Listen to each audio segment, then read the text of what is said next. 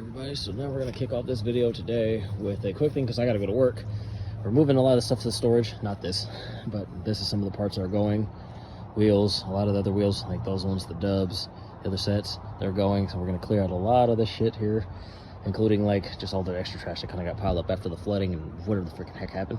So this are my drag radials, not the drag slicks, but my drag radials, the ones that you see on the road. Hopefully I can get these onto a different set of rims and then have that ready to go. The rest of my tools and stuff are going into storage for the winter. The excess tools that I don't need. This is one of my cars right here that's only running, functioning daily. Not taking this car out because no, I don't want to deal with cops because it's loud as shit, and they don't like it. The sheriffs are cool, but the other cops are not. The sheriffs don't give a shit. They actually kind of promote me to do it. It's fucking hilarious.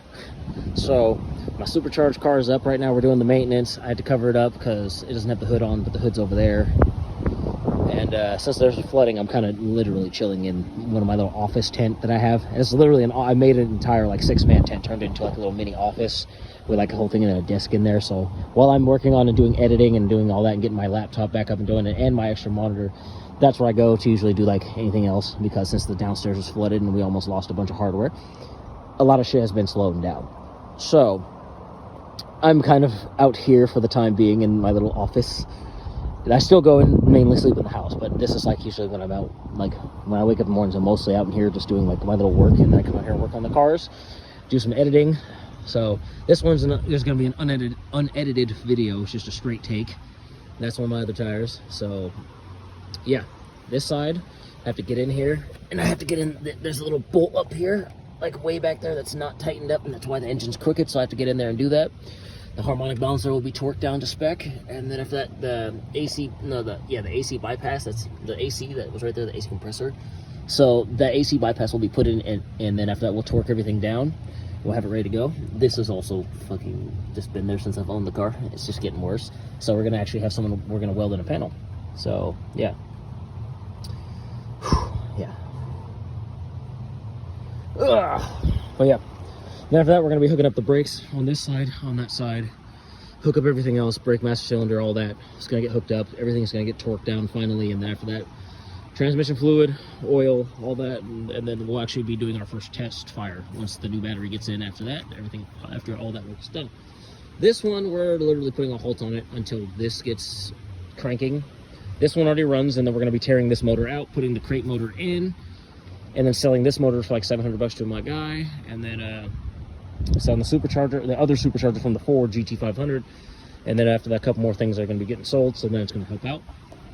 But if we can get enough following, I'm saying this, if we can get enough following, I just saw a little post where they're saying they will sponsor from North Star Performance.